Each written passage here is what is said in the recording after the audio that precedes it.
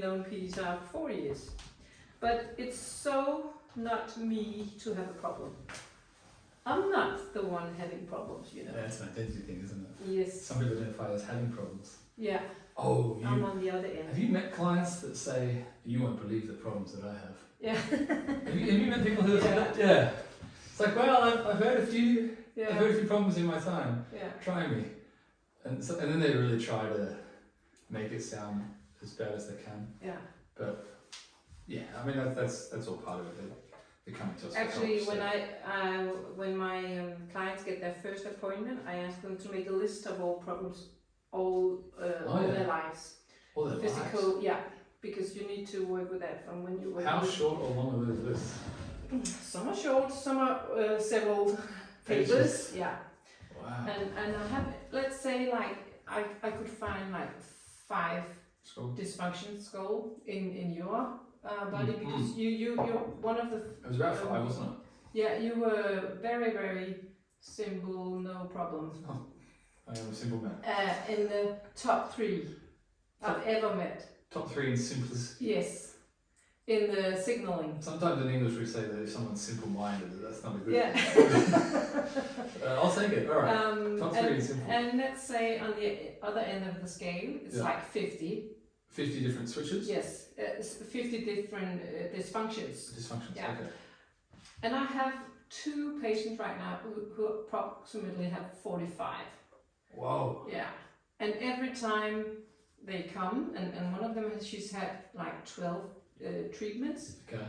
She just come, oh yeah, I remember I was pulled after a horse for like 500 meters. It's not like I had a strain or... It's something quite dramatic. All of it. Right. It's interesting, isn't it? I consider myself quite a lucky person. Mm-hmm. And if you ask my family and ask, my wife, for example, my parents, my sister, some of my friends, they would all agree that I'm quite lucky. And I don't know if it's the chicken or the egg. Like, do you consider yourself lucky and then lucky things happen? I think it's a combination. Yeah. Lots of patients I have who would be unlucky. Right. Most of them have problems with the primal reflexes. Primal reflexes being Babinski. Yeah, 18 different reflexes. Fight or flight, vestibular, oculomotor kind of stuff as well. That's cranial nerve. Oh, that's not primal. Yeah. Okay. Mm-hmm. So much to learn. Yeah. Well, and that's why we're having this conversation, isn't it? Yeah. And I didn't tell you that the camera's already recording. I saw it. I'm sharp. You are sharp. That's another reason why we're here. So I would like to introduce to anyone watching, and maybe no one is. Actually, I think you should pronounce, because if I say reggae, it sounds like reggae music. Yeah. So can you please? My name is Rikke. Og det efternavn? Høpfner. Ja, Rikke Høpfner. Rikke, tak at du her I dag. Tak fordi jeg må være her. Ja, det var så lidt. Help yourself to as much fruit, vegetable, slick, and tea. We have more tea as well. The last time we were here together, just for a bit of context for everyone or no one watching, you wanted to show me some of the things that you've learned in your journey as a physiotherapist and some of the ways in which you help people to improve the, I suppose, capabilities of their body and improve their lives. And after that experience, which was maybe an hour or 2 worth of conversation and using me as a guinea pig to test and tweak different things, I felt like I was a baby that had my whole life ahead of me, because what I had learned up until that point seemed so negligible compared to what I realised I didn't know in that interaction. And so I'd love you to share a little bit about how you've learned the things that you've learned, the approach that you like to take towards physiotherapy, and then I've got some specific questions that we'll go through. But for now, can you just give us a bit of an overview as to how you've come to be here today with with the logic and the creativity that you have, and if there was a message that you wanted to share with today's conversation, then now's a good time. Mm-hmm. Yeah, thank you. Maybe I should start by how I've taken my different educations. Sure. Because that's the whole story. That makes sense. I started being a physio, studying for physiotherapy, because I wanted to do some with sport and people. That's what everyone says. The classic. Yeah. The classic. And when I went through the education, I was, this is interesting. This is interesting. Right. And my end for a long history getting short was actually psychosomatic. Psychosomatic. Yeah. Okay. So the combination of mind and body. Yes. Yeah. Somatic meaning body. Yes. Yeah. And to a point when I was finished physio, I was considering taking psychotherapy education. Right. But I didn't want to study anymore. Fair enough. Yeah. And then I, by coincidence, got a job and I stayed there for 18 years. Okay. In a clinic. So you didn't hate it that much? I did. I went two seasons in skiing in the Alps before I got the job. Okay. And it was a coincidence, and I stayed there, and I loved it. Hold on, you went to the Alps because you didn't want the job? I didn't want to be a physio. I thought it was boring. Okay. Yeah. Just the same thing every day. Yeah, and it just didn't. I was more interested in the psychology. Right. And all of this, And that makes sense. I mean, you've got some experience in NLP. But I didn't. Yeah, so that's why. Yeah, so when I got this job as a physio, I took all the sports educations and Mulligan, Mackenzie. But it wasn't enough. Okay. So along the way, I'm glad you mentioned some Australian physios just now. Yeah. Go Australia. Yeah, but they weren't enough. Right, well, and that's very much studying the somatic, right? That's yes. If that's I push on this joint, mechanics. if I combine movement with joint pressure, or if I have a directional preference for my pain or my movement, then I can help people that way. Yeah. And that wasn't satisfying. For you. So I've always been interested in talking to people. That doesn't surprise me. No. And then by coincidence, I met NLP. I went to this Mackenzie course, and the teacher was studying NLP, and I read some magazines, and the name NLP came up, and I talked to a girlfriend of mine. She said, I've noticed this NLP. Right. So I got curious. Right. And I went to a workshop, and I was just blown away. And I spent 4 years taking education in NLP. So that's neurolinguistic programming. Yes. And that pretty much it uses language and the structure of sentences to create, how would you say expectations about what's going to happen next? Or? Actually, there's a saying in NLP that I want to find out what is in your world to make you think and do like you think and do. So what is true for you? What are your values? What are you convinced about? What experiences do you bring along to believe the things you believe? So it's about understanding the person. Yeah. And then, so what do you do after that? So you understand the person, because in the way that you speak to me, you're using certain words, certain language, and that neurally, linguistically, that has an impact on how you live your life. A good example is if you use me or man, everybody, you know, you as a right. Yeah. If you're referring to you as a specific person. Yes. So you know, you get very sad when you blah blah blah blah. Right. And if I'm saying that, I make a distance to the sadness because it's not me, it's you. You're talking about everyone else. Yeah. Yeah. So I listen to what word do you choose? Right. Do you like if you grieve?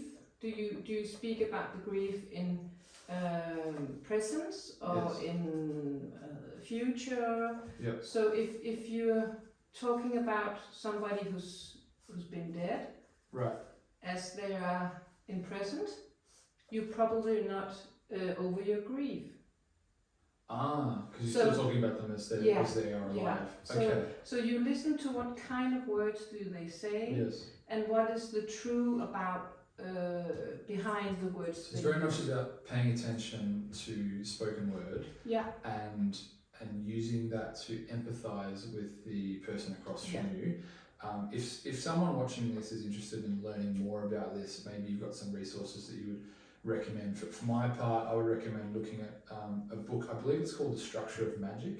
Mm-hmm. It talks about the effect that words have on ourselves when we use them. For example, if we describe a loved one as still being alive, or as being passed away, or deceased, or dead, or dead to me. Yeah. These words have impact on our lives. So I would recommend a book like that. I would also recommend some scientific literature. I went through a bit of a phase where I was very interested in expectancy interventions and positive suggestion and negative suggestion, hypnotic language, all that kind of stuff. Yes. Which has some overlap with NLP. And the key words or phrases that I would recommend people type into the Google machine if you're looking to do some research would be things like therapeutic language, expectancy intervention, which I think is probably the preferred phrase because it is about expectation more often than anything, and positive and negative language doesn't always accurately describe what's actually happening. And there are some studies, for example, when they took blood samples from people with a needle, and before they took the blood sample, they said, "Okay, Reggae, you're going to feel a small sting." But in the second group of people, the comparison group, they said, "Okay, Reggae, we're about to get started." So one of them was more process preparedness, and one of them was more primed towards feeling as though there was some kind of threat or some kind of sensation that was going to be experienced. And this was done not just in English, but it was done in German with the word Vorsicht. It was done also in the Chinese language. And at least the published research, and we know there's publication bias and there's problems with published scientific literature and whatnot, but the research showed that people are more likely to withdraw their arm, they're more likely to vocalise ow, and they're more likely to report a higher level of pain in the first situation compared to the second situation.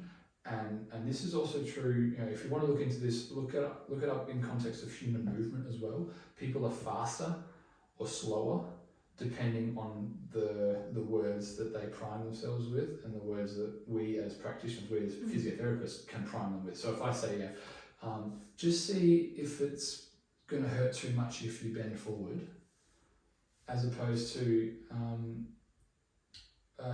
just fold forward like that, or just show me how you can touch your knees, or hey, would you mind just picking that up for me? Yeah, it's a lot about expectations. Yeah. Right. Where do you want the patient to look? Yes. Yeah. And we'll touch on expectations a little bit later, but I do want to get your thoughts on resources. Is there some way that people can learn more about this, or do we continue the journey of discussing your education? I think the NLP, it's 12 years ago. I don't remember any books. Yeah. Okay. Yeah, but it's a long time, eh? What we had was the Enneagram. Enneagram. In Danish, Enneagram. It's the personality types. Oh, all right. And we had also hypnotherapy.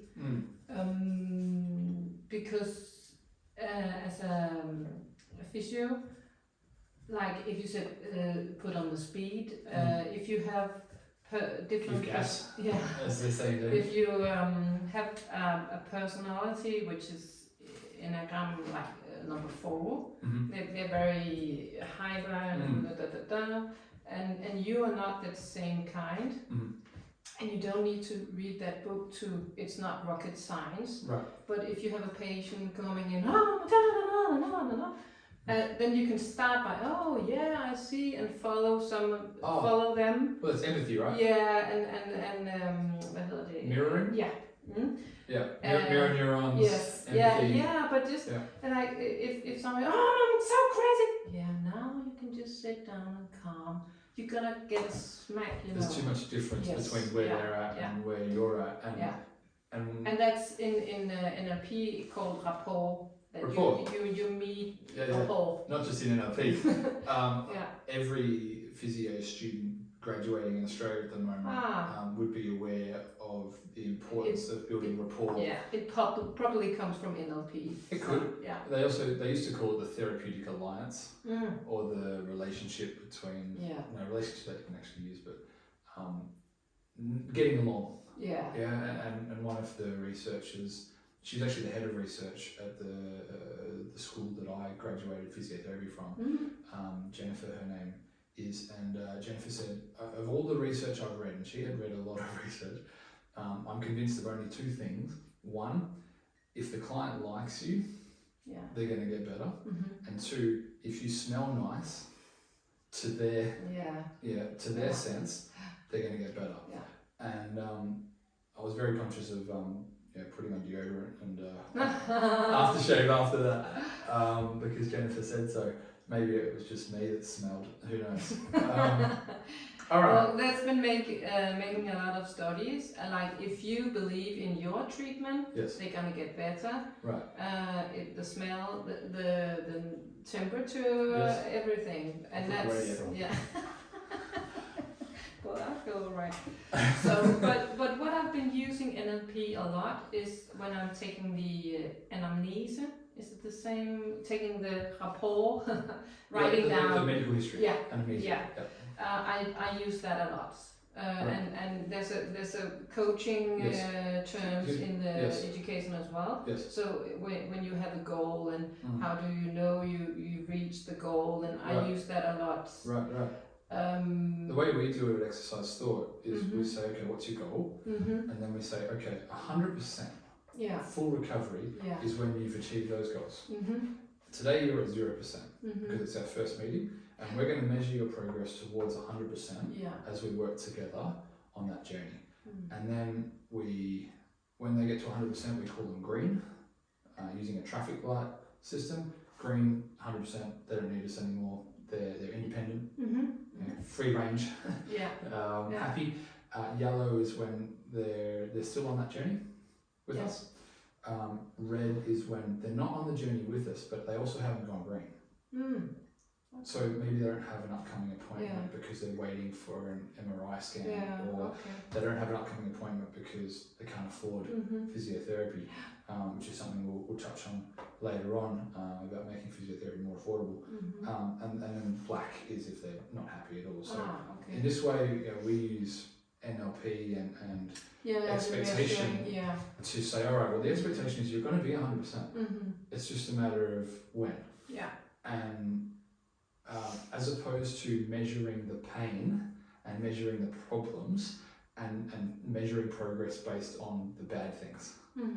The pain's not a bad thing. I think it's a very useful thing, and you might agree or disagree, I don't know.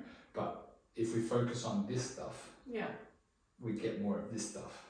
But if we focus on success and achievement and progress and learning and exploration and feeling relaxed and happy and living life and playing and all that kind of stuff, then we get more of that.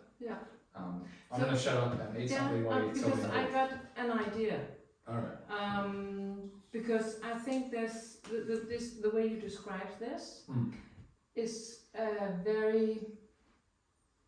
I do it in a whole different way. So if a patient come in, I've got only 1 hour sessions. And often the patient who comes to me has been to many other physios and didn't get a result. So that's most of my patients. But I start off by, what would you like different in your life? Okay. And they're coming into physiotherapy. Yes. And that's the whole difference. Because that's why I've ended up with this. Because physiotherapy is just a part of it. Right. So you want to help people with their lives. Yeah, you don't want to help people with their bodies. I do, because their life, if they're happy and have a good life, the body is better. It's all together, right? Yeah. It's the So I've never, I don't use the term, well, I have this knee patient. No. Nobody is a knee patient. Everybody is a patient. Thank you. Right. And sometimes. I prefer client. Sorry? I prefer the word client. Client, yeah. Okay. Because patient reminds me of someone in hospital. Yeah, okay, client. So I would even go further to say, well, if I was a lucky fairy, not fairy, yeah. So if you had just one wish, what would you wish for? And then they started. More wishes. Yeah. And they started completely different. And then you get so much more information. It's like if you start, you hurting your wrist. So a success would be no pain at all. So the take-home lesson for a young physio now, listening to this, is don't start by talking about the fine details of the wrist. Yeah. Start big picture. Yeah. Because then you find out what is filling in their lives. Right. And what is filling in their lives probably have a lot of impact on how they're coping with the pain. They probably tell something about their social network. And then you get some cheap, very clever. Cheap points. Yeah, because then you find out, like you're doing it, you probably go, well, let's, after we've talked about your wrist pain, how is your social life? And you take all these. Yeah. But then they're just zooming in on the wrist pain. And as I am working with the PDT-R, the wrist pain probably isn't a wrist pain. It's somewhere else. Right. So taking a macro level of the person, you're looking after a person. You're not looking after a wrist, and then because then you meet the person as well as a person. Right. So they don't care about being patient or clients or anything. They're a person. You're looking after a Sam. Yeah. You're looking after. And you get a lot of rapport. Just that sounds nice. And how many children do you have? And you you're get just interested in them as a person. And you get the information while you're kind of small talking. And then I listen to the energy. Like if I can see they hold their breath. That sounds a bit hippy-dippy. Yeah. You listen to the energy. What does that mean? Because the average physio out there is going to hear you saying, I listen to the energy, they're going to think... well, let's say if they say something, well, then I have my husband. Right. My husband's a problem. Yeah. He's not a problem. Yeah, he is. So I would say energy, because it could be the pronunciation, it could be the in defense of husbands, it's probably the relationship with the husband is the problem, not the husband.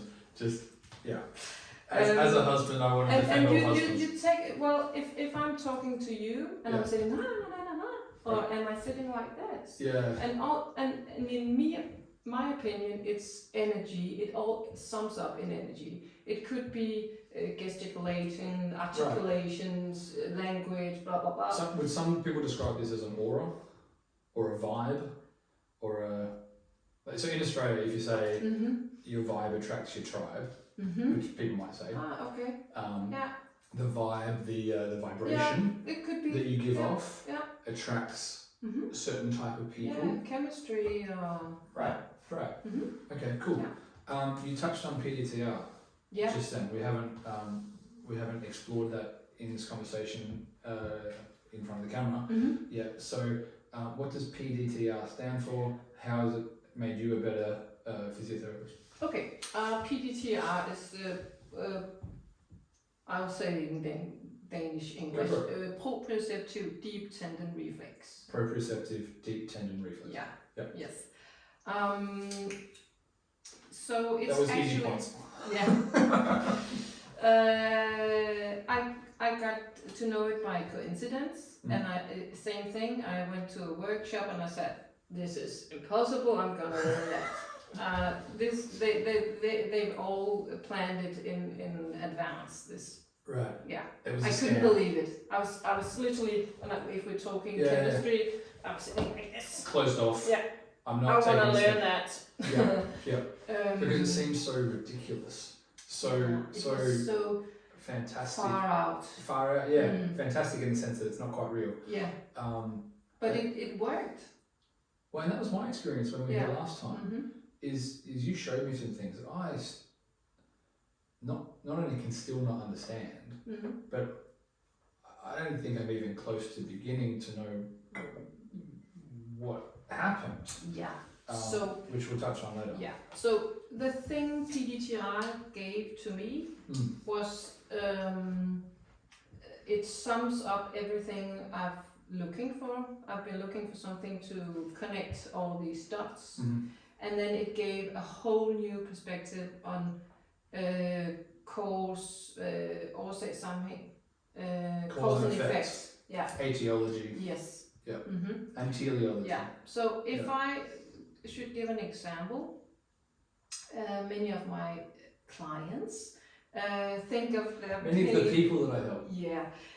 Let's say they have a shoulder pain. Sure. And then they have.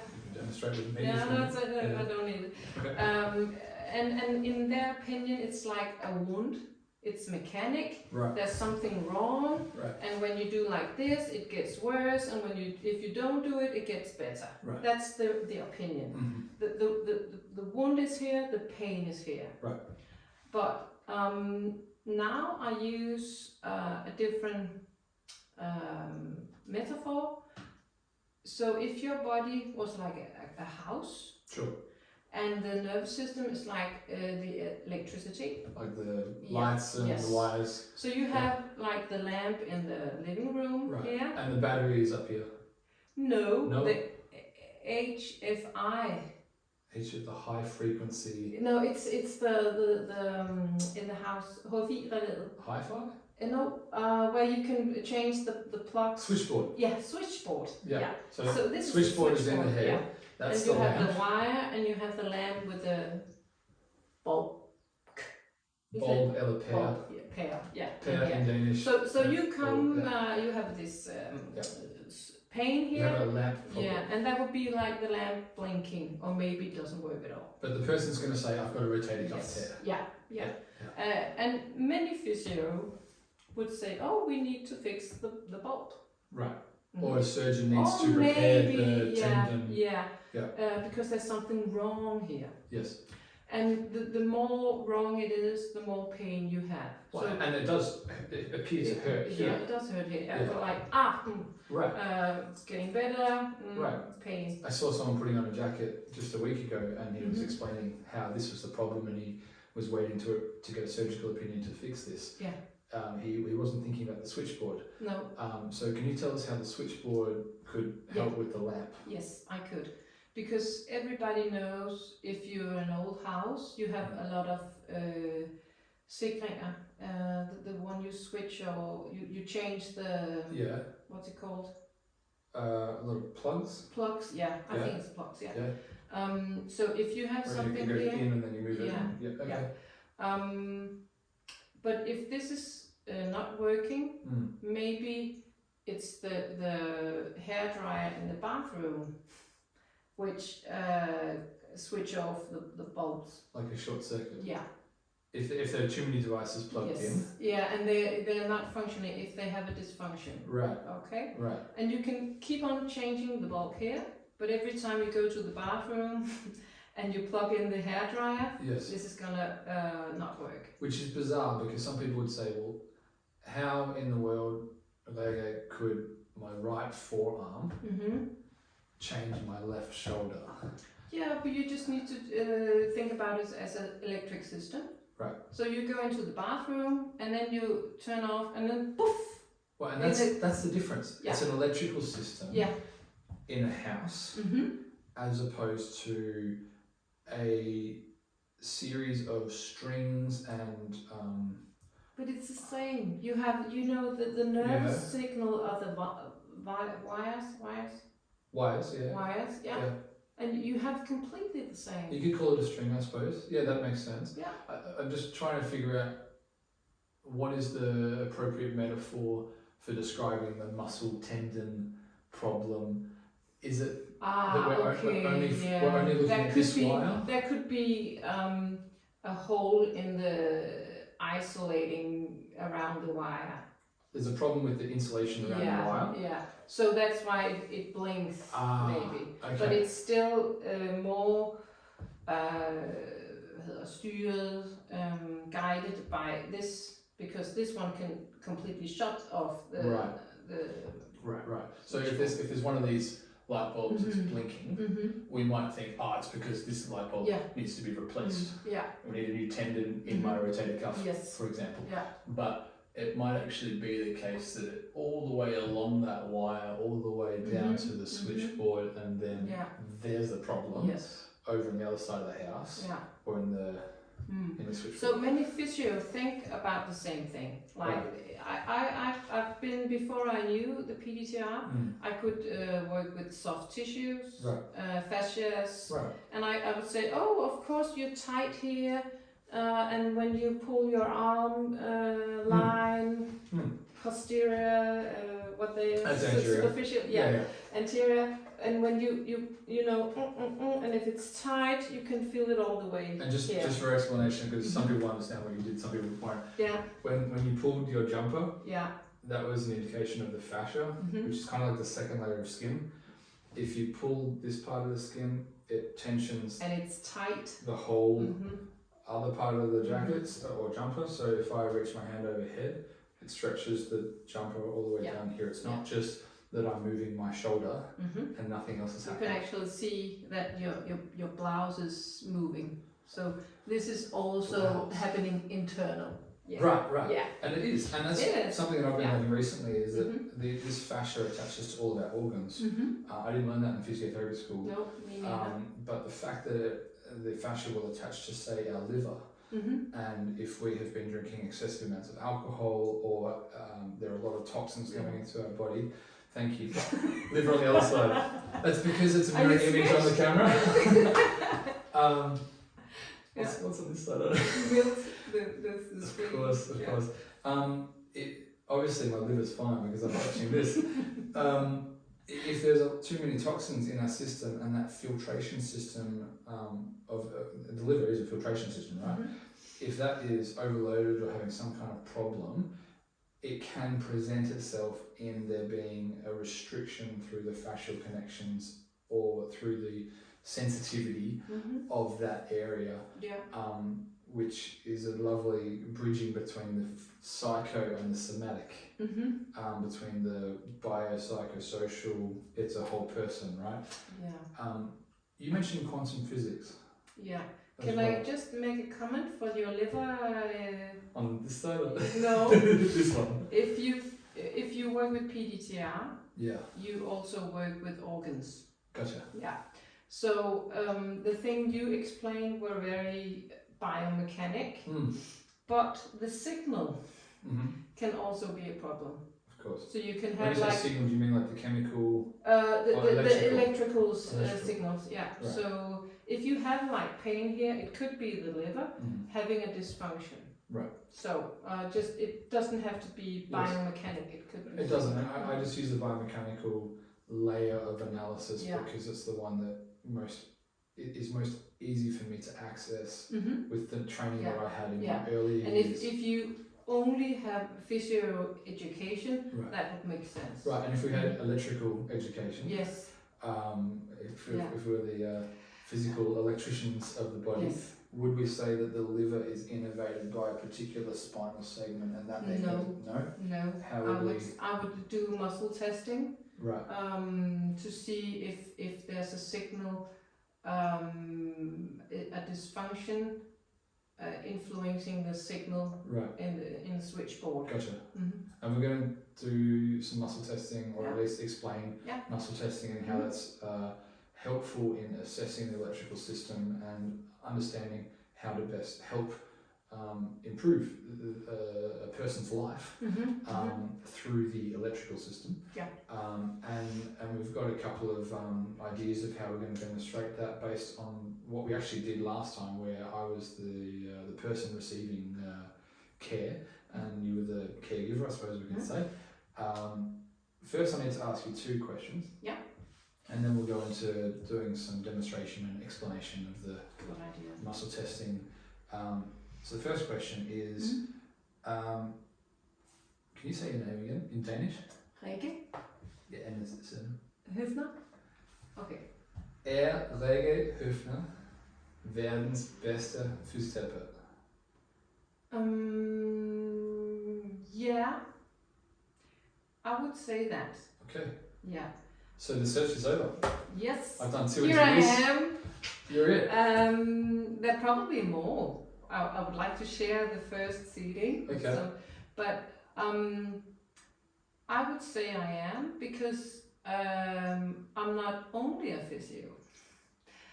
Good answer. So if people look me up, they are looking for a physio. Sure. I would show up on Google. Keep talking. You'll Yeah. show up on Google. I just want to I'll check. show up. I want to see that my phone's run out of battery while Okay. we're recording. It's fine. Good. So you're not going to show up on Google, I am going Yeah. to show up as a physio. That's but why. not as the world's best physio. No, not yet. No. But when people enter, they found out that it's so much more than physio Right. because I have all these Yeah. different educations. So I would say it's not because you have the different educations. I would say it's because you're a person who wants to help people. yeah, I do have I used to say if I didn't get paid, if I had enough money, Right. I would still do it. Good. Yeah. Maybe It not. doesn't feel like work. No, it's just a playground. That's why you put in this I'm a body detective, and that's actually what PDT-R has given me. It's given me back because I was so fed up with physio. But if you didn't have the physio, Yeah. and you didn't have, like for example, if someone came in saying, I've got a rotator cuff problem, and you were only trained in PDT-R, you wouldn't understand that they're talking about the shoulder. No, but I could. We have. I think that was a photographer, and if you are working with computers, because PDT-R is a very, very difficult algorithm. Right. So and my mind is not algorithmic. I had a lot of problem with learning this because I had a lot of. You told me it was the most difficult thing for you to learn. Yeah, ever. Right. Yeah, physio was just. Yeah. But I had to unlearn a lot. That was the problem. When I was taking the PDT-R, Yes. some of the students on the course were physio students. Oh, very early. They were so confused because they went in the weekends. They got all this learning, and then they went back to school and they said, all the learning we get in the physio school is so last year. And if I could just like to the benefit of physiotherapy schools, they serve a role. Yeah. They give people a license to practice physiotherapy. Yeah. And that's important. And if you're a physiotherapy student or you've recently graduated from university, I would encourage you to realise that Rikke has learned what she's learned over the course of several years. Yeah, like 30 years, 20, 30 years. Right. Yeah. It takes time, which is not something any young person wants to hear. No. But it does take time. And yeah, but I think that the key word is curiosity. Oh yeah. Yeah. So if you're curious about something, and you ask some logical questions, you can get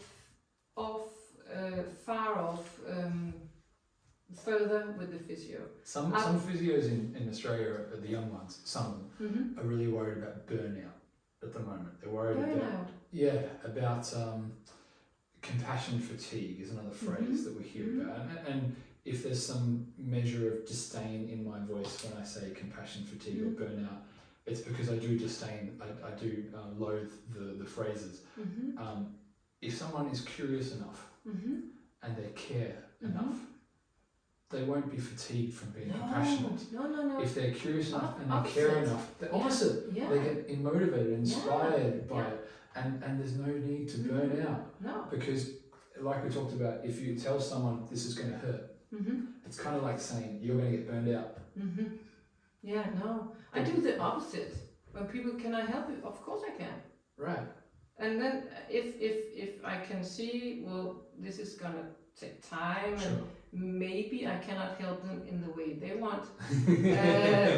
But since I know that their whole life impact on this, I can Yes. definitely help them. Right. I can move and I can change some things. Maybe I cannot give them 100% pain relief, but I can make them think different about their pain. Right. I can give them some coping strategies. Yes. I can give them some, hvad hedder det, når du tænker på det? Different way of thinking. Yeah, but if you... På dansk? Ja, det kan jeg ikke huske. Reframe? Overruling. You can overruling signal and overruling, you know. Right. Yeah, so I can give them a lot of... So you're confident that because you're curious enough Mhm. and because you were put on this planet to help people, Yeah. that there's no need to fear burnout, there's no No, need to fear no. fatigue. On the contrary, I've been in this for 30 years, Right. and the last 5 So you're years, just getting the hang of it now? yeah, because I've looked everywhere. Not everywhere. You haven't been to Australia yet. I have. Oh, well, then you have to go everywhere. Before I was a physio, though. No, it's the most exciting time to be a behandler, Practitioner. a practitioner, because there's so much new information coming, and you can get them online, and you can just like Jose Palma, who's the Mexican author Of PDT-R. he said, well, I'm not gonna write this book because the book is so slow. Yeah, it takes. That was for Gutenberg and the printing press. Yes. 500 years ago. It's the same if you listen to Huberman or Jack Bruce or some of them. Right. You get the informations Straight away. half an hour. We have a new problem. The new problem is that there's so much information. People need to figure out what information is going to be most useful now, because and you can read a million articles, listen to a million YouTube videos and be no smarter. But then you put on common sense. Look, I had a patient and she said, oh, you know, I have these scapula alae, you know, the winging. Shoulder blade alignment. Yeah.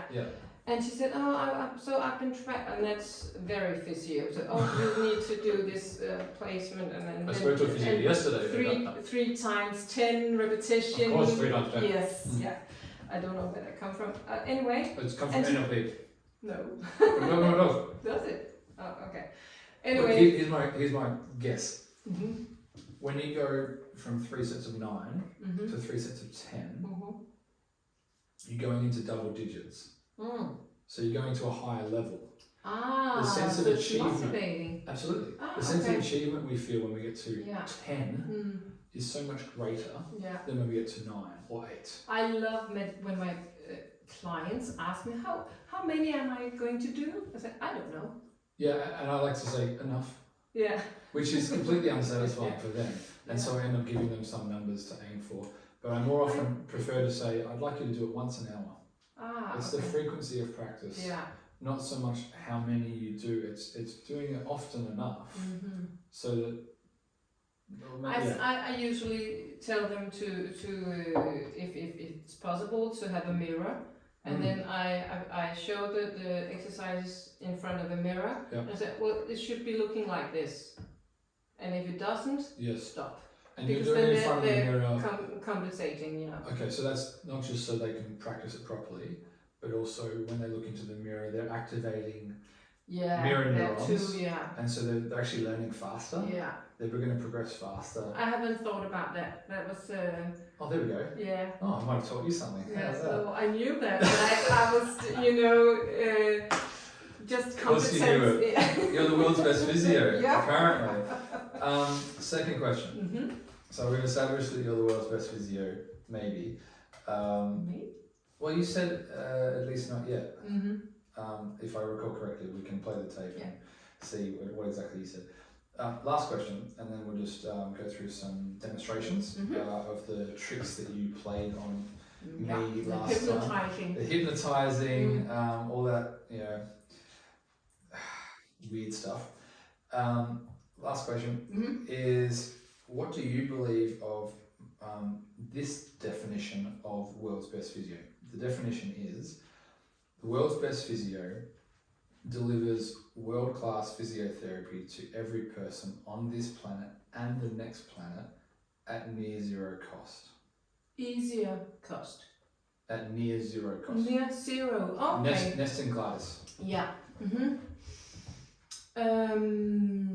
I think it's two different things actually. Okay. I think I love the sentence, and I would love if it was near no cost for free. Okay. But the problem with that is how you're gonna make it around. So I get to think, well, do we need commercials? Do we need product placement? Okay. Because I think in economics. Sure. So if we had something around that, I love the sentence, but I'm very I'm not fond of putting money into treatment, and that's been a big problem. I finished at the clinic I used to be, because a patient went to clients, and we were on sales course, and we you felt like a salesperson, not a physiotherapist. One of the issues we run into if we do it for free, I've tried this. Every time I've said to a client who has come in saying, Rikke, they say Sam, normally when they speak to me, my back, I really need to see a physio, I just can't afford it. There have been at least 4, but I think actually 5 times in the last 4 years where I've said to someone like this, perfectly fine. If you can tell me that you will commit to doing your homework and that you will attend your next session with me, I promise you that today and the next session will be free. Can you do that? Yes, they say. But most of the time, they don't rock up to the next appointment. Really? Yep. Okay. And they don't do their homework. Okay. So I've tried it. Yeah. Now we also have a free Felder or Balance class, falls and balance class in the leader, run by Exercise Thought, and that's a bit different because we have between 20 and 40 people attending the class every week, 52 weeks a year, whether it's rain or hail or soul skinner, it's outside, and they attend every week. And even if a practitioner does not show up to the class, they still do exercises together. Okay. So that's free. Yeah. But it works. Yeah. Because we've trained these people in how to practice exercises that reduce the risk of them falling over and improve their quality of life. And we've created a fun, curious, I think it's playful the last thing. environment. Yeah. And they also have lunch together afterwards. Yeah. So that would be the difference, I would say. I have no, it's fine. I have at least one, approximately 2, paid clients. People. Yeah. Going for free all the time. So if somebody comes to me and I think, everyone who watches that, I know, they're all going to be like, I want to be free. But it's the people who cannot pay. Yeah. So if I was very curious about giving fibromyalgia. Fibromyalgia. Yeah. I wanted because I think it's a software problem. You believe you can give someone fibromyalgia? No, I wanted to give them a PDT-R to solve their... Oh, okay, yeah, okay, yes, okay. Yeah, no. Okay. So I wanted to test what PDT-R could do for these... For fibromyalgia? Yeah. Okay. So I wrote out, and there was like 6 women joining, and I said, well, the first is for free, and then it's half price because they were 6, and I need to. You need to attract them in some way to do and I the need trial. to, but they still had to pay because I needed to earn some money. Reality. But they, of course, they didn't have a job. They didn't have any money, so they couldn't even pay half the price. Right. And the problem in Denmark, I don't know about in Australia, is that the people who need the care most are the one with the least money. It's not a new idea, and I don't think it's just Denmark, because the Bible was not written in Denmark, and it was written 2.5, maybe 2,000 years ago, and it says, to those who have everything, more will be given, and from those who have nothing, everything will be taken. Oh, okay. Which some people would say is terrible, and others would say it's a natural thing, because once you get an education as a physiotherapist, it's easier for you to borrow money from the bank. Once you can borrow money from the bank, it's easier for you to live or rent or buy. Life gets easier. But then if it goes the other way, it can be a spiral downwards as well. Yeah, it could be both. You can go down and you can spiral up again. Right, you can. Yeah. And I can relate to this because I've met people who you remind me of when you say this. And were you able to help? I wouldn't say I'm not that much into rules. This would be a rule, and that's why you need the curiosity. If you had one rule, what would it be? Be curious.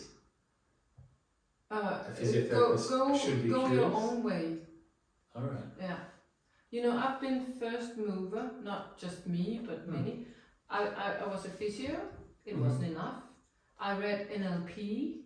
I went back to the clinic and said, oh, you know, we should be talking more to the patients, client, the people. The people. Yeah, we should ask more about their lives. And said, oh, no, we need to measure this ankle. It's and then you get 3 times. And if you want to pass your exam, 3 times. Keep measuring the angle.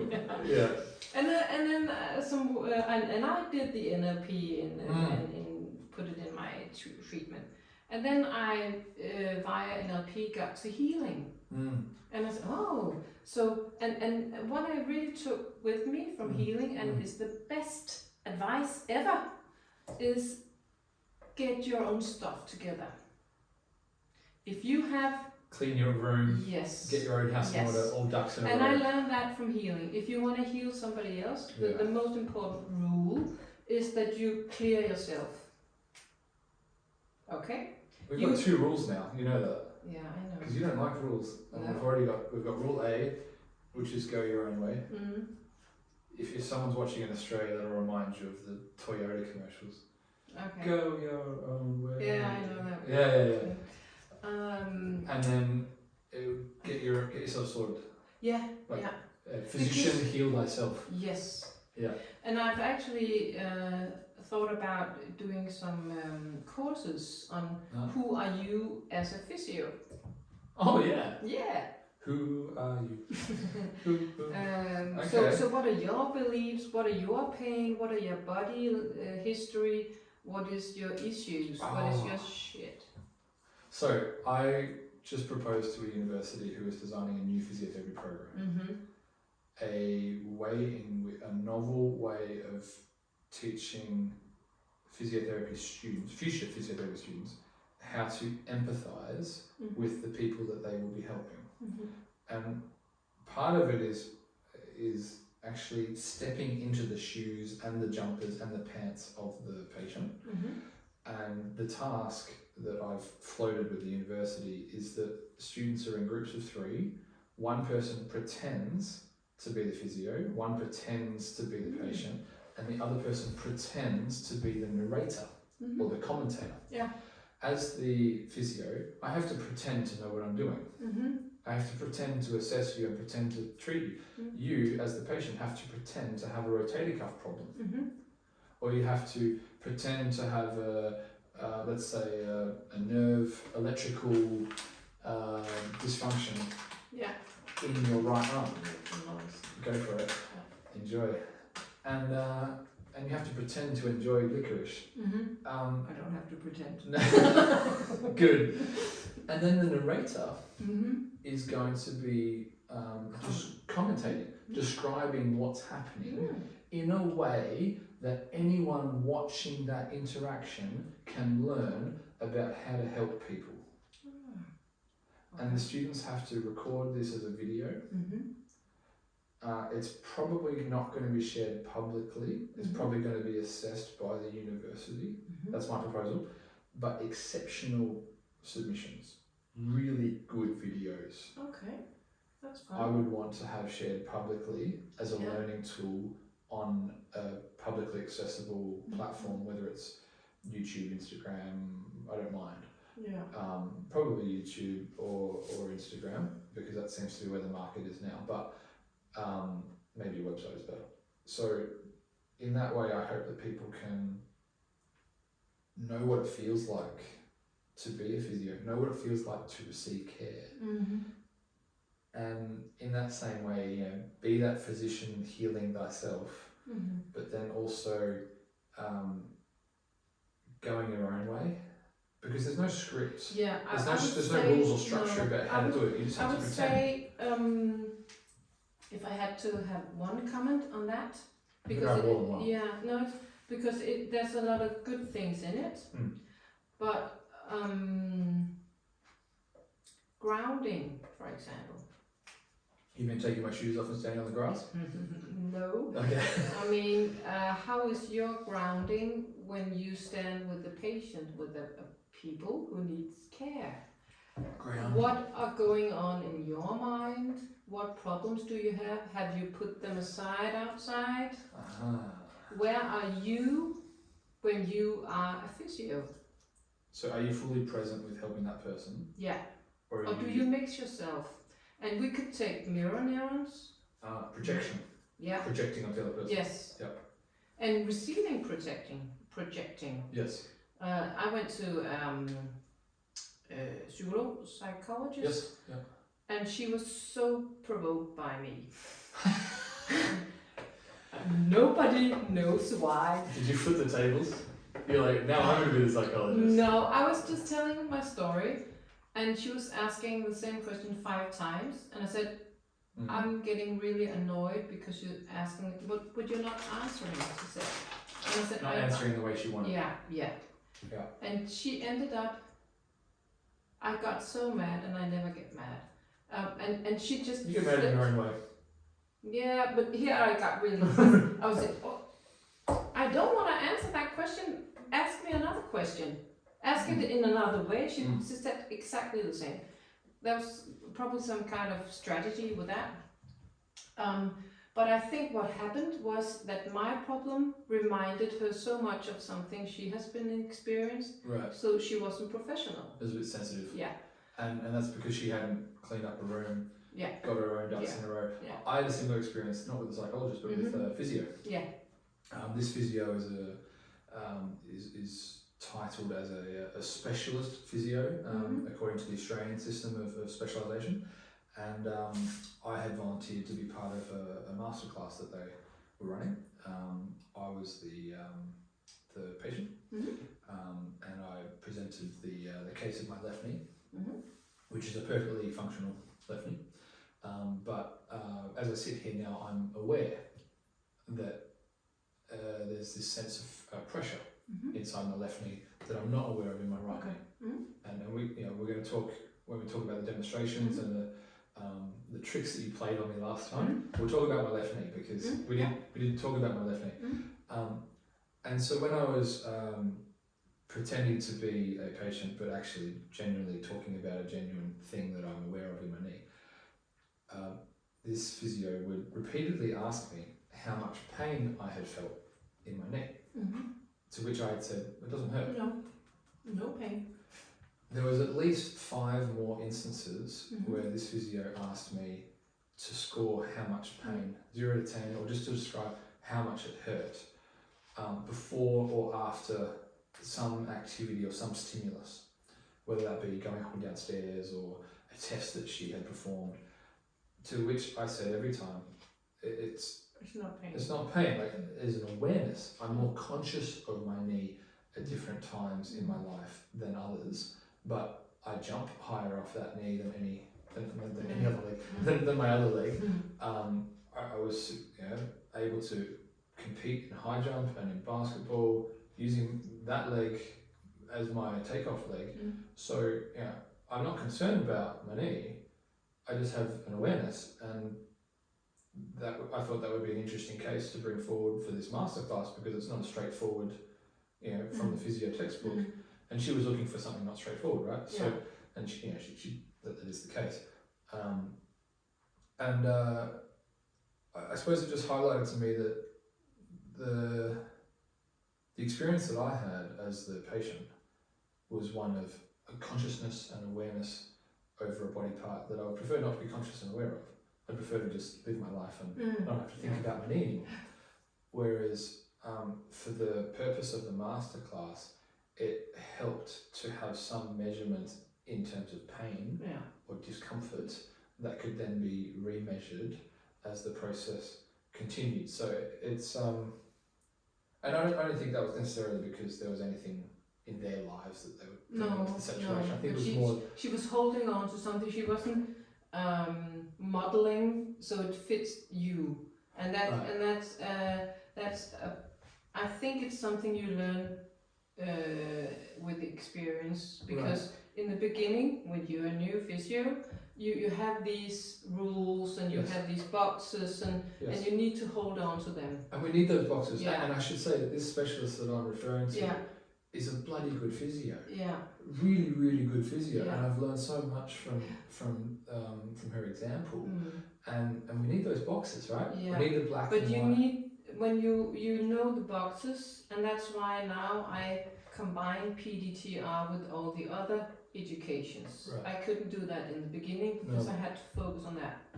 So when you have some experience, you can experiment, and that's when the fun starts. So you can meet the patient, you can walk on this path and think, well, this is where I'm going with my treatment, and then the patient says something, and you should be able to find another lane. And I would recommend, again, because I like getting homework out, Ido Portal, that's spelt IDO Portal. Ido Portal, he's a movement teacher, a fantastic mover, but also he talks about isolating, integrating, and improvising. So isolating might be isolating physiotherapy, isolating NLP, just learning that. Then you integrate it with the other things. So maybe you're going to integrate NLP with physiotherapy. And then maybe you're going to integrate some other things as well. But let's say you're integrating those two. Then after you've integrated those two, you start improvising, which is what you just referred to. Person comes in, says something unexpected, so you then improvise on the spot, because that's the only right way of providing personalised healthcare. And I think it's a personality as well, because if I have like teaching on a yoga class or a movement class, I never make a plan, never. That scares some people. But then they can make their plan. But what I do is I get so much information from the patient. Actually, they most of the time make the plan. So, because you know these things. I say, well, you're gonna do these lunges, and then one do a wrong lunge, and I say, oh, that's great. Let's all do like that. Because it's not right and wrong. It's just well, you have praised that movement, so there is some appreciation. It's just the lunge is a bad example because it's very difficult to do wrong. It's very straightforward. I can think of plenty of ways that people can do a lunge wrong. Let's say like the hip position. Yes. Yeah, that could be, you know, one having a weak glute med, yeah, and then they go forward and then they do like this. Right. And I could say, oh, let's all do like that. Okay. With purpose. Right. Okay. And then I would go further and say, oh, now we walked like this and tilted that way. Yes. Let's tilt the opposite way. It's curiosity. Yeah. It's, oh, that was interesting. Yeah. Can we all do that? Yes. Yeah. And it's playful. Yeah. And I would prefer the word play. Okay. But I appreciate curiosity and play. Yes. It's very related. Can you give me some demonstrations Of the weird things that we did last time? Yeah, sure. Or can we just talk about what you did last time? Because I know that you want to give some explanations about what happened. I would like to show, because if my problem is if I tell people and they haven't seen it or tried it, they're not going to believe me. Alright, and I need to say to the camera that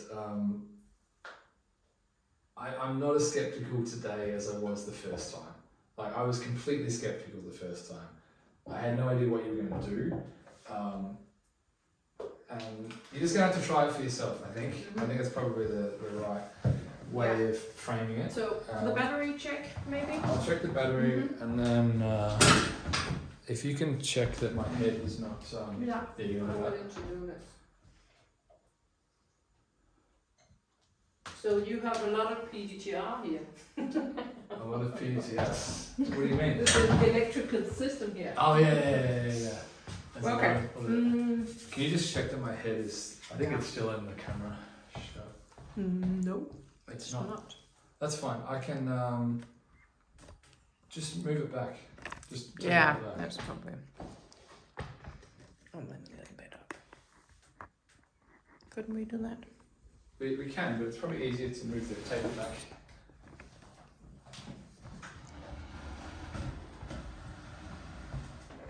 Let's check.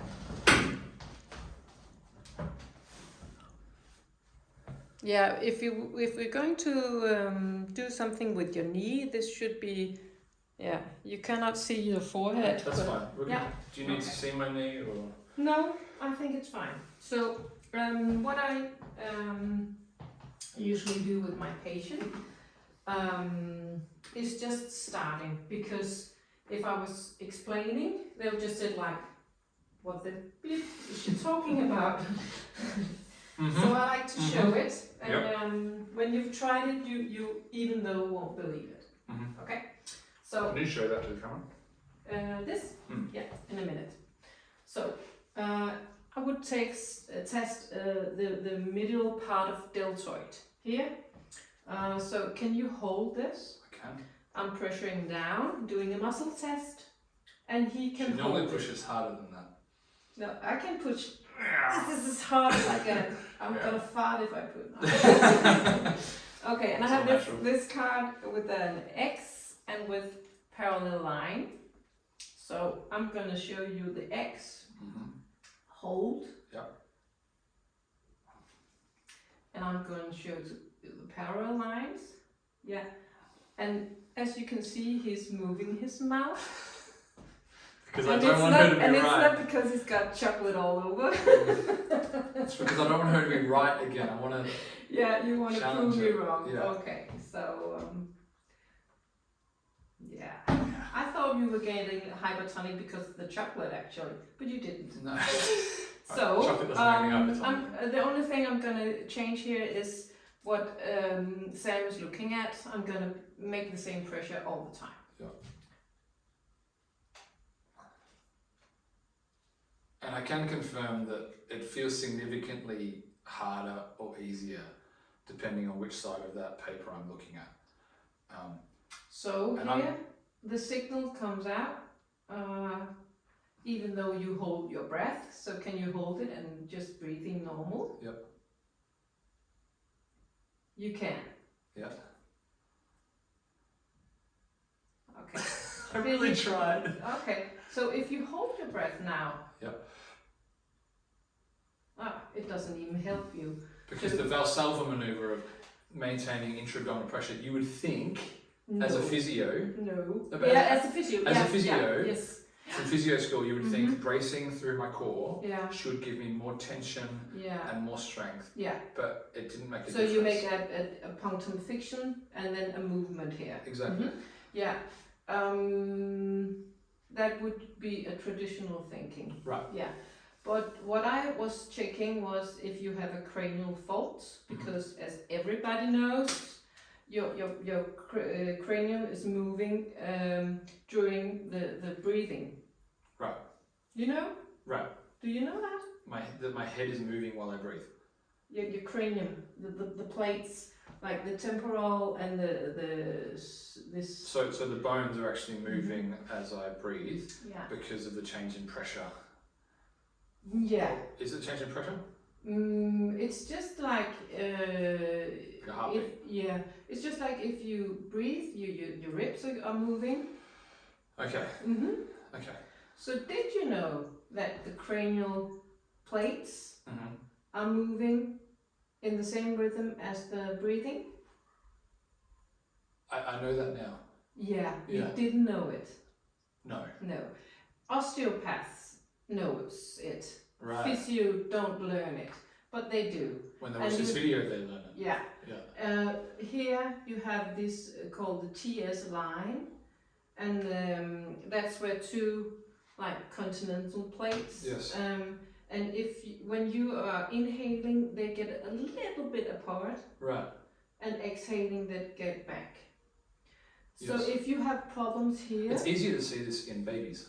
Yeah, of course. Because and they have this hold here. But it happens during the rest of the life. Right. But not many practitioners knows that. Well, you have the whole. If 10 people watch this video, the 10 people know it. 10 more. the cranial, sacral. Yeah, you know the osteopaths, they make this cranial sacral. Yeah. They move this treatment. But as in PDT-R, I would check some Golgis and stuff. If you had influencing